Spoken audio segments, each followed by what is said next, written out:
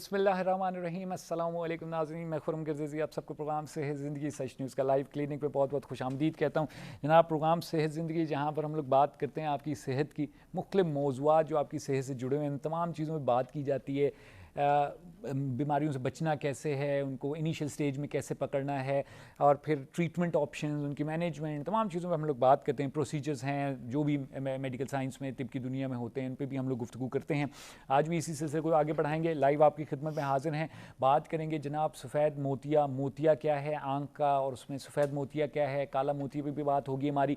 क्या treatment options हमारे पास आजकल मौजूद हैं, कैसे इसको ट्रीट किया जा सकता है, इन तमाम चीज़ों पर हम लोग बात करेंगे। डॉक्टर अली वकास अकरम हमारे साथ स्टूडियो में मौजूद हैं। डॉक्टर साहब कंसल्टेंट आई स्पेशलिस्ट हैं, और डॉक्टर अकरम लेज़र आई क्लिनिक में डॉक्टर साहब इस्लामाबाद में अपनी खिदमत अंजाम दे रहे हैं। और डॉक्टर साहब से हमारी इस सिलसिले में बात होगी। डॉक्टर साहब से हमने टाइम लिया है ताकि हम जान सकें कि जी सफ़ेद मोतिया जो है वो क्या है, कैसे इसको कंट्रोल किया जा सकता है, ट्रीटमेंट कैसे होता है, इन तमाम चीज़ों में हमारी बात होगी। आपको कोई सवाल होता है कॉल करें 0512321200, 0512321203, दोनों नंबर हमारे एक्टिव हैं, कॉल कर सकते हैं, आप अपना सवाल पूछ सकते हैं। चलेंगे डॉक्टर साहब तक गुफ्तगू का आगाज़ करेंगे। अस्सलाम वालेकुम सर। तो थैंक यू वेरी मच, आपने फिर टाइम निकाला मेरे प्रोग्राम के लिए। और तो बड़ा इंपॉर्टेंट मौजू है। आँख वैसे ही एक ऐसी चीज़ है कि आपका बॉडी का कोई भी पार्ट ख़राब हो जाए, लेकिन आँख जो है ना वो बड़ा एक सफरिंग होती है उसमें, आपकी आई साइड वीक है। खासकर बूढ़े लोगों में हम लोग देखते हैं, खासकर जिनमें मोतिया वगैरह थोड़ी सी भी विचार, वो ना कम्युनिकेट कर पाते हैं, ना कुछ पढ़ सकते हैं, ना टीवी पे कुछ चीज़ सही देख पा रहे होते हैं। तो ये मोतिया की जो कंडीशन है, पहले तो बताइए क्यों आती है सफ़ेद मोतिया की? जनरली मैं ये बात करूंगा कि specifically each and every organ is as important as other organ. तो मगर अगर हम आँख की बात करें तो आँख पे आपकी डिपेंडेंसी बहुत ज़्यादा है, क्योंकि विदाउट विजन आपकी दुनिया ब्लैंक है, यू कांट सी एनीथिंग। बिल्कुल। तो जनरली अगर हम बात करें आँख में जो मोस्ट कॉमन चीज़ है, ऐसी चीज़ जिससे जनरली कोई बच नहीं सकता और हर एक को उस चीज़ से गुजरना ही होता है। तो बेशक as a doctor I am a doctor, मगर फिर भी मैं खुद भी किसी दिन जो है मुझे ये सफरिंग होगी और I would be going to that element. तो वो है सफ़ेद मोतिया। ठीक है। सफ़ेद मोतिया की अगर हम बात करें तो नॉर्मली हमारी आंख के अंदर एक लेंस होता है जिसका बेसिक फंक्शन है ट्रांसपेरेंसी। ट्रांसपेरेंसी एक्चुअली मींस के जो हमारी लाइट फोकस होती है वो हमारी आंख के पर्दा बसारत, जिसको हम रेटिना कहते हैं, उस पर फोकस करवाता है। ठीक है। तो जब उसकी ट्रांसपेरेंसी इफेक्ट होना शुरू हो जाती है या उसकी ट्रांसपेरेंसी अल्टर्ड हो जाती है, तो जो लाइट हमारे पर्दे बसारत पे पड़ती है, रेटिना पे पड़ती है, वो डिफ्यूज हो जाती है। अच्छा। उसके डिफ्यूज होने की वजह से हमारा जो पिक्चर क्वालिटी है या जो पिक्सल क्वालिटी है दैट इज अफेक्टेड। अच्छा। तो उसके इफेक्ट होने से हमारी विजन जो है वो डिसरप्ट हो जाती है and the patient is unable to see the things clearly, specifically about the far objects. और करीब में भी वक्त के साथ साथ आहिस्ता आहिस्ता पेशेंट को मसला महसूस होना शुरू हो जाता है। अच्छा। तो बेसिकली ये जो ट्रांसपेरेंट लेयर है एक, उसमें जो थोड़ी सी गड़बड़ आएगी उसकी वजह से जी, ये ट्रांसपेरेंट लेंस है। अच्छा। जो अल्लाह ताला ने हमारी आंख के अंदर एक रखा हुआ, that is the natural lens, जिसकी ट्रांसपेरेंसी में जब कोई असर आता है तो उसकी वजह से जो क्लाउडीनेस आ जाती है, that is known as cataract, सफ़ेद मोतिया। बड़ी इंटरेस्टिंग बात है कि पिक्सल और लेंस और इन चीज़ों की समझ तो हमें अभी जाके हुई है, और कुदरत का निज़ाम, अल्लाह का निज़ाम देखें कि हमारी आंख में वही लेंस, वो जो हम पिक्सल की अभी आपने बात की तो मेरे जहन में आ गया, कितनी कुदरत है अल्लाह की। और sir Allah is great, no doubt, there is no question about it. आप अगर देखें तो our eyes just like a camera, ठीक है, जिसमें एक इंटीरियर पार्ट होता है जिसके अंदर एक लेंस होता है, जिस लेंस की मूवमेंट होती है डिफरेंट जो है मैकेनिज्म से, उसी कंडीशंस की मूवमेंट, उसी तरह हमारे आंख के लेंस की सस्पेंसरी लिगमेंट्स के साथ मूवमेंट होती है, और वही ट्रांसपोर्ट होता है हमारा बैक ऑफ द जो हमारी आंख का पर्दा बसारत है, रेटिना जिसे कहते हैं, जिसको अगर कैमरे में हम बात करें तो एक रील की फॉर्म दी गई, जो फिल्म हम डालते हैं। तो देखें ये जो क्राइटेरिया कैमरे का भी इजाद हुआ है, that has been invented on the same lines as that age of our eye. उसकी invention it is pretty same. वहाँ से आइडिया लेके उन्होंने जैसे भी इसको मैनेज किया है, तो ये एक बड़ा जो है ना इम्प्लीमेंट होने वाली चीज़ है, और that is very useful thing. अच्छा डॉक्टर साहब, आपने कहा कि हर किसी में सफ़ेद मोतिया होता है। जी, हर किसी में 100% रेट है सर? ये जनरली ये नॉर्मली जो सफ़ेद मोतिया के if you talk about the incidents, तो जो 70 to 80% ऑफ द इंसिडेंट्स होते हैं सफ़ेद मोतिया के, वो होते हैं एट सिनाइल एज। अच्छा। मतलब जो लेट एज स्टेज के अंदर होता है, with the passage of time जो हमारे लेंस के अंदर प्रोटीन्स होती हैं या ग्लूकोज होता है सॉर्बिटोल, वो डीनेचर हो जाता है। अच्छा। उसकी डीनेचरेशन से जो है आहिस्ता आहिस्ता जो ट्रांसपेरेंसी है वो अफेक्ट होना शुरू हो जाती है। That is a part of cataract, is a part of ageing process. जैसे जैसे हमारी एज बढ़ती जाती है अकॉर्डिंगली जो है हमारा जो विजन है वो डिस्टर्ब होना शुरू हो जाता है, और उसकी डिस्ट्रप्शन की एक बड़ी वजह और मोस्ट जो प्रोमिनेंट वजह दैट इज कैटरेक्ट, सफेद मोतिया। तो उससे बचना जो है नागुज़ीर एक्चुअली, उसको डिलेइंग आजकल कुछ रिसर्च प्रोडक्ट्स हैं, we can delay it with certain age, we can delay it by changing our lifestyle, जिसमें ये है कि जनरली अगर हम वी आर डायबिटिक या हाइपरटेंसिव या कोई भी एलिमेंट है, हमें कोई भी जो है कोमॉर्बिडिटी है, उसको अगर हम कंट्रोल में रखें और अपनी डाइट हम अच्छी करें, if we go for exercise on daily basis, या जनरली हमारा लाइफस्टाइल अगर that is on a better path, तो हम जो चांसेस हैं कैटरेक्ट डेवलपमेंट के दैट आर रिड्यूस्ड। अच्छा। और ये सही डिले हम लोग कर सकते हैं लेकिन नागुज़ीर नहीं है, आप उसको कैंसिल नहीं कर सकते। इट इज सेम लाइक जैसे हमारे बाल जो हैं दे गेट ग्रे, ठीक है, उसके अंदर एक प्रोटीन होती है केराटिन दैट एक्चुअली डीनेचर्स, उसकी वजह से ग्रेइंग हो जाती है। तो इट्स द सेम लिंक के एजिंग के साथ साथ हमारे लेंस की जो ट्रांसपेरेंसी है वो खराब हो जाती है, वो अफेक्ट होना शुरू हो जाती है। और उसके साथ साथ आहिस्ता आहिस्ता उसकी जो मतलब the power to implant, the power to the quality to implant, वो that actually differs. Thank you doctor साहब, मजीद बात करेंगे, छोटा सा वक्फा लेने हमने प्रोग्राम में। जी नाज़रीन, आप लोग गुफ्तगू सुन रहे हैं डॉक्टर अली वकास अकरम की। डॉक्टर साहब कंसल्टेंट आई स्पेशलिस्ट हैं, आई सर्जन हैं, और डॉक्टर साहब जो हैं डॉक्टर अकरम लेज़र आई क्लिनिक में अपनी खिदमत अंजाम दे रहे हैं इस्लामाबाद में। डॉक्टर साहब से हमने टाइम लिया है कि सफ़ेद मोतिये के बारे में बात की जाए। लाइव है आपकी खिदमत में, कोई सवाल है आपका कॉल करें, या छोटा सा वक्फा लेंगे फिर आपकी खिदमत में हाजिर होंगे, हमारे साथ रहिएगा।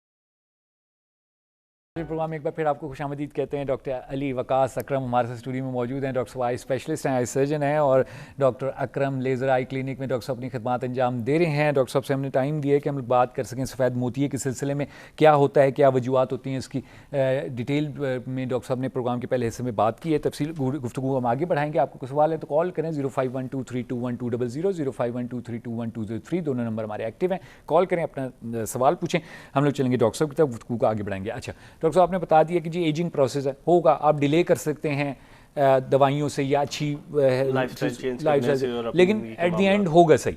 अच्छा डेफिनेटली। अच्छा, ये जो मसलन डिले की ही एक मैं साथ आपसे सवाल पूछ लूँ कि बेहतर नहीं है कि फॉर एग्जांपल अगर किसी को 50 साल की उम्र में मोतिया आ जाता है और उसी एज में आप उसको ऑपरेट भी कर लेते हैं, एक ऐसी एज है कि जो बड़ी सेंसिटिव एज नहीं है, बजाय इसके कि आप उसको फॉर एग्जांपल आप डिले करते रहें और वो 60 या 65 में जाके आए, तो 65 में चीज़ें थोड़ी मुश्किल नहीं हो जाती हैं ऑपरेशन करने के लिए? सर असल में एक्चुअली ये जो criteria that has changed all together. अच्छा। अगर हम बात करें तो जनरली आज से if you go back like a decade और टू बैक, तो जो कांसेप्ट था वो ये था जनाब मोतिया पकेगा तो हम उसको एग्जैक्टली बिल्कुल ऐसे ही, मगर नाउ इट्स टोटली डिफरेंट। अच्छा।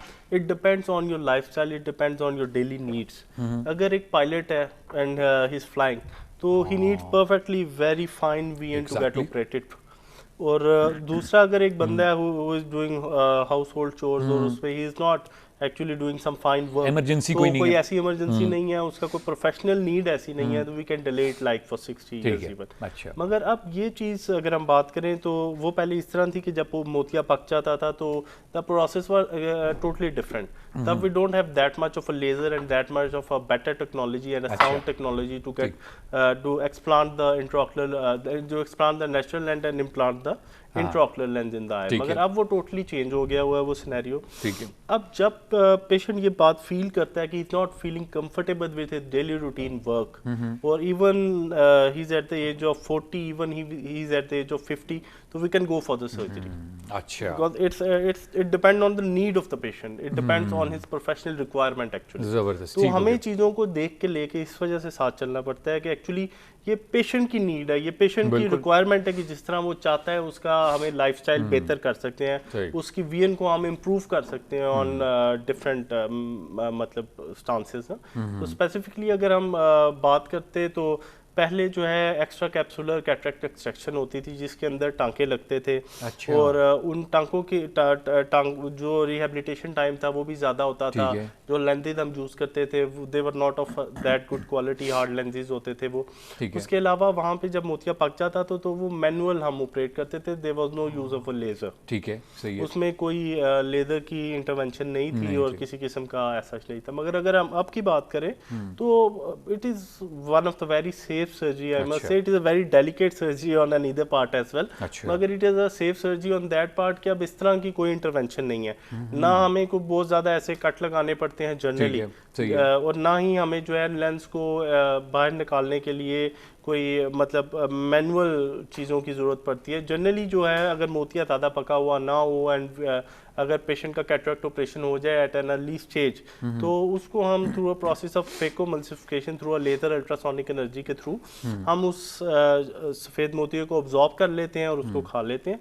और उतनी ही माइक्रोमीटर्स मिलीमीटर्स के सुराख से हम जो है दूसरा लेंस जो है जो आर्टिफिशियल लेंस है उसको इम्प्लांट कर देते हैं। जबरदस्त। और अच्छा। मतलब ये ऐसा ऑपरेट है, you don't need to actually जैसे एक पहले दौर में आप आंखों को बंद रखते थे फॉर अ लॉन्गर हाँ, पीरियड ऑफ पट्टी टाइम, लगी पट्टी होती थी जी, लगी होती थी और पेशेंट जी वाज अनएबल टू सी। जी। मतलब उसकी जो डेली रूटीन की एक्टिविटी है वो बिल्कुल डिस्टर्ब हो जाती बिल्कुल थी। ऐसे ही। कॉस्मेटिकली पेशेंट खुद भी डिस्टर्ब रहता था और बिल्कुल देखने वाला इंसान भी डिस्टर्ब परेशान हो रहता था जाता कि था। जनाब क्या चीज़ आंख पे लगाई हुई है। Not pretty safe. आप 15 से 20 मिनट का ये ऑपरेट है एंड यू वाह। Can get through it. उसके बाद आप जिंदगी के सारे काम रूटीन में कर सकते हैं। After rest of like 4 to 5 days आप रूटीन अपनी लाइफ गुजार सकते हैं। और जो पेशेंट जिनके मतलब जो कैटरेक्ट स्टेटस जो है वो हाई होता है या जिनका ग्रेड जो है वो ज़्यादा होता है, वीन काफ़ी हद तक जी। इफेक्ट हो गई होती है और उनको बड़ा जो है ना दे फील मच बेटर उसके बाद जब हम इंट्राओकुलर लेंस इम्प्लांट कर देते हैं। They have a different life all together. क्योंकि वही मैंने जैसे डॉक्टर साहब कहा ना, आपने बिल्कुल ठीक ठाक कहा, हर ऑर्गन उसकी इंपॉर्टेंस है।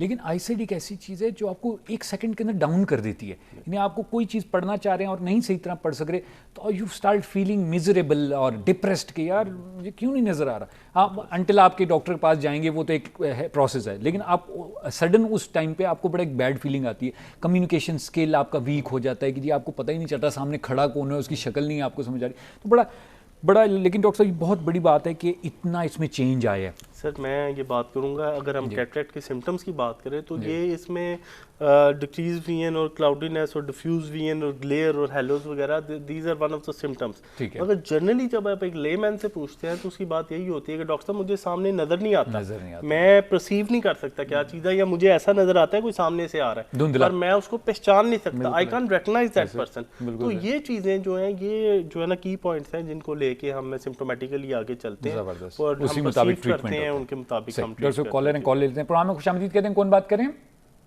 अस्सलाम वालेकुम। वालेकुम सलाम। जी फरमाइएगा, क्या पूछना चाहेंगी? डॉक्टर साहब आपकी बात सुन रहे हैं। जी मेरा नाम कायनात है, मैं कश्मीर से बात कर रही हूँ। जी जी मेरी मदर का ऑपरेट किया था डॉक्टर साहब ने, जी जी। तो मैं उनकी बहुत बहुत थैंकफुल हूँ।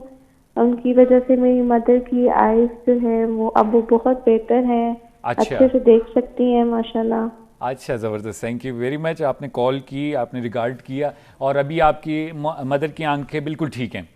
जी उनको मोतिये का मसला था, अच्छा ठीक है। तो डॉक्टर साहब ने ऑपरेट किया था। मैं असल में इनका प्रोग्राम देखा तो मैंने सोचा मैं कॉल करती हूँ, तो बहुत शुक्रिया अच्छा अदा करती किया, बिल्कुल बहुत अच्छी बात है, क्योंकि हम लोग डॉक्टर्स को उसी टाइम अप्रोच करते हैं जब हमें परेशानी होती है, लेकिन जब परेशानी ख़त्म हो जाती है तो फिर बहुत कम लोग होते हैं। बहुत शुक्रिया आपने कॉल किया। कोई अगर सवाल है तो पूछ लें डॉक्टर साहब से, वरना हम नहीं बस मैं तो यही कहना चाहती थैंक यू थी। वेरी मच फॉर कॉलिंग, बहुत शुक्रिया, थैंक यू। अच्छा डॉक्टर साहब ये लेंसेज की अच्छा डॉक्टर साहब मेरे ख्याल से हमने ब्रेक लेनी है अभी, छोटा सा वक्फा ले लेते हैं, उसको गुफ्तगू आगे बढ़ाएंगे। जी नाज़रीन, आप लोग गुफ्तगू सुनाएं डॉक्टर अली वकास अकरम की। डॉक्टर साहब जो हैं कंसल्टेंट आई स्पेशलिस्ट हैं, आई सर्जन हैं, और डॉक्टर अकरम लेज़र आई क्लिनिक इस्लामाबाद, और डॉक्टर साहब मेरे सियालकोट में भी आप जी डॉक्टर साहब प्रैक्टिस करते हैं, इस्लामाबाद में भी, सियालकोट में भी। डॉक्टर साहब से हमारी गुफ्तगू जारी रहेगी। सफ़ेद मोतिये के सिलसिले में कैसे इससे बचा जा सकता है, ट्रीटमेंट्स कैसे हैं, क्या क्या क्या हैं, इन पर तमाम चीज़ों पर बात करेंगे। छोटा सा वक्फा लेंगे, यहाँ प्रोग्राम है और उसके बाद आपकी खिदमत में हाजिर होंगे। हमारे साथ रहिए।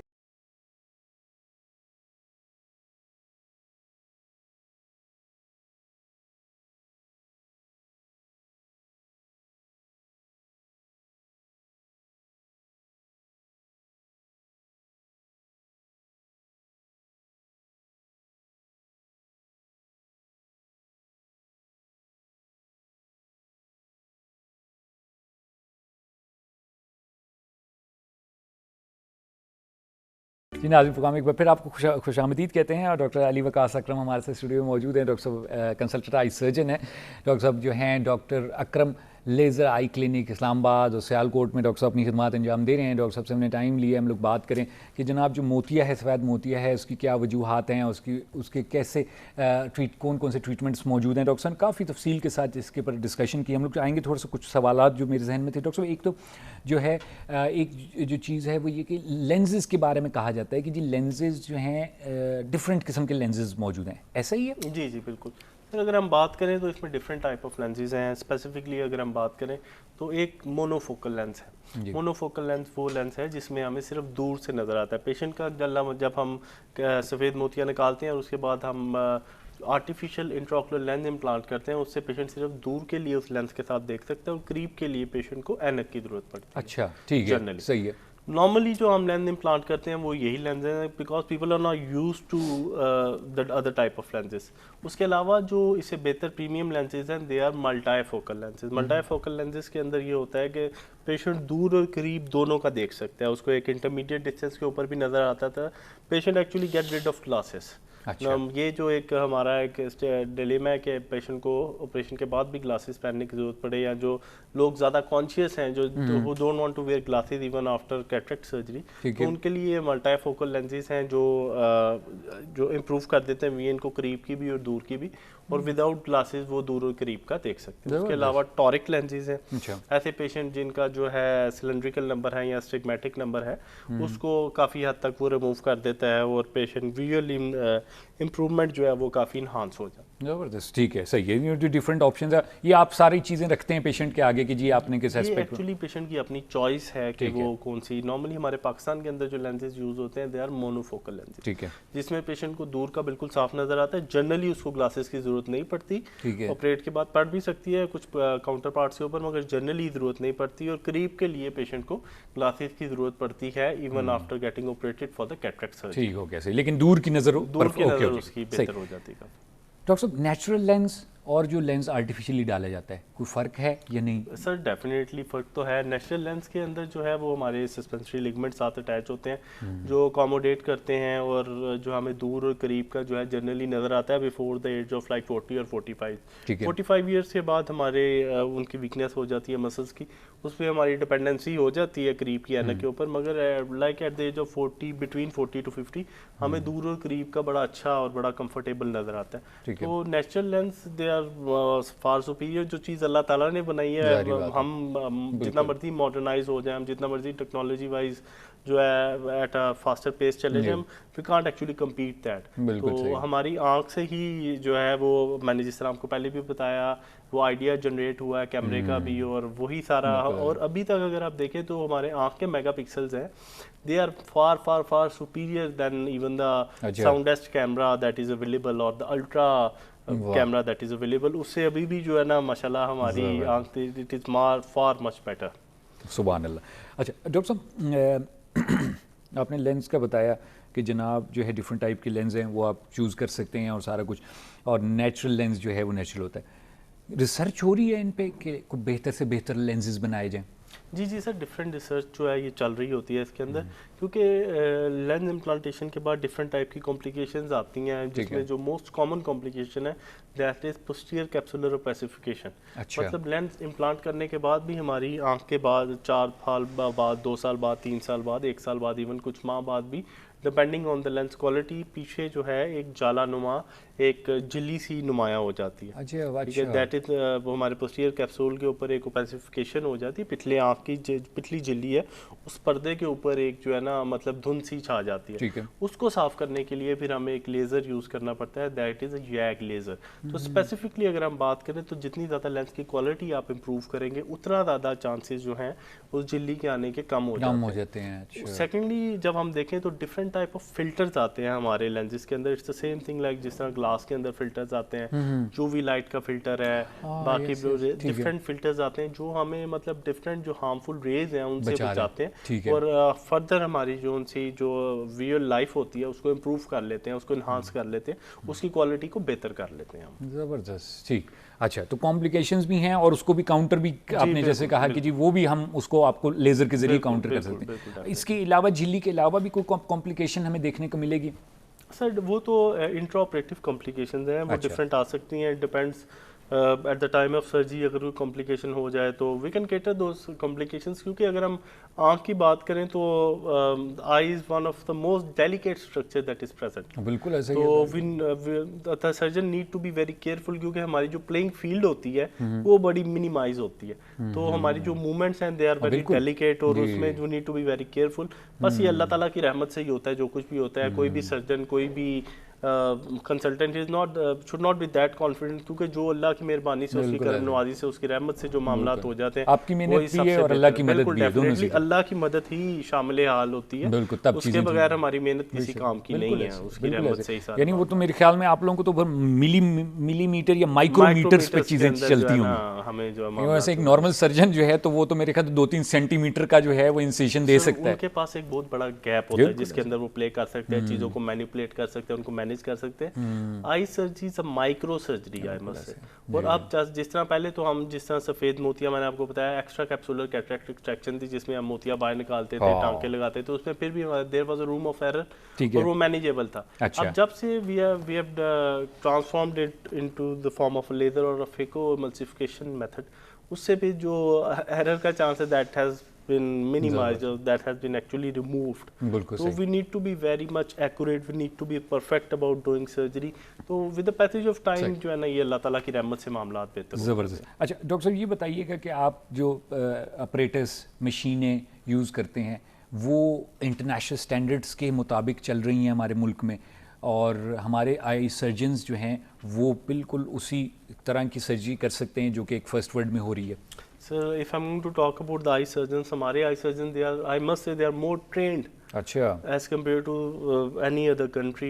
मतलब they can compete to the best surgeons there in the ज़बरदस्त, world. ठीक उसकी है। वजह ये है कि हमारा मतलब कैटरेक्ट की कंपाउंड रेशो भी बहुत ज़्यादा है, ठीक है। और ये मोस्ट कॉमन सर्जरी है, जो आई सर्जरी है जो परफॉर्म हो रही है, तो इनकी और practice भी जी, ज़्यादा हो बिल्कुल जाती है। practice हो रही है। और वो जनरली हम जिस तरह हमारे डिफरेंट ट्रस्ट हॉस्पिटल्स हैं, LRPT जी। और शिफा और जिस तरह डिफरेंट और भी सेटअप्स हैं, वहाँ के जो डॉक्टर्स हैं या जनरली बाकी डॉक्टर्स भी है, दे आर मच ट्रेंड, और वो जो है ना एक बड़े सुपीरियर पार्ट के ऊपर चीज़ों को अच्छे तरीके से मैनेज कर रहे हैं। और हमारे इसी तरह ही अगर we talk about the technology, तो हमारी technology that has enhanced a lot. मैं अगर अपने सेटअप की बात करूँ, मैंने सियालकोट में भी, मैंने लाहौर में भी, इस्लामाबाद में भी जो बेस्ट पॉसिबल जो लेटेस्ट टेक्नोलॉजी है वो मशीन रखी हुई हैं, क्योंकि eyes actually it has become a field of gadgets. जितने अच्छे आप गैजेट्स यूज करेंगे, द मोर प्रोफाउंड और the more better would be the results. तो हम normally as an eye surgeon, मतलब मैं रिकमेंड भी ये करता हूँ और मैंने अपने सेटअप्स में ये रखा भी ये हुआ है कि बेस्ट पॉसिबल टेक्नोलॉजी हम पेशेंट को अवेल कराते हैं, ताकि patient enjoy the best possible prognosis and the best possible visual outcome. Quality of life जो है वो उससे काफ़ी इंप्रूव हो जाती है। डॉक्टर अली वकास अकरम, बहुत शुक्रिया अदा करता हूँ, आप तशरीफ लाए। बड़ी इंपॉर्टेंट इन्फॉर्मेशन है, हम लोग बार बार इस पे बात करते हैं, लोगों के जहनों में चीज़ें बैठें, क्लियर हों, जो कन्फ्यूजन्स हैं, मिथ्स हैं, उनको दूर किया जाए, पेशेंट एजुकेट हो कि उसके साथ कहीं पर कोई ज़्यादती ना हो जाए, उसको पता हो जाए, डॉक्टर से पूछे, ऑप्शंस पे डिस्कशन करे, और यही बाइस बनेगा कि एक हेल्दी पाकिस्तान हम लोग देख सकेंगे। डॉक्टर साहब बहुत शुक्रिया आपका, थैंक यू वेरी मच। जी नाज़रीन, हम लोग गुफ्तगू सुनी डॉक्टर अली वकास अकरम की। डॉक्टर साहब जो हैं कंसल्टेंट आई सर्जन हैं, आई स्पेशलिस्ट हैं, और डॉक्टर साहब डॉक्टर अकरम लेज़र आई क्लिनिक इस्लामाबाद और सियालकोट डॉक्टर साहब अपनी खिदमत अंजाम दे रहे हैं। डॉक्टर साहब से तफसीली तौर पर जो सफ़ेद मोती है उस पर बात हुई, बड़ी अच्छे अंदाज में डॉक्टर साहब ने एक एक चीज़ को बयान कर दिया, प्रोसीजर को बयान कर दिया, लेंसेज के बारे में बात कर ली। आई होप आज का प्रोग्राम आप लोगों को मुफीद साबित हुआ होगा। इंशाअल्लाह अगले प्रोग्रामों में फिर आपकी खिदमत में हाजिर होंगे। तब तक के लिए मुझे खुरम गर्देज़ी और डॉक्टर अली वकास अकरम को प्रोग्राम से ज़िंदगी से इजाज़त दीजिए। खुदा हाफ़िज़।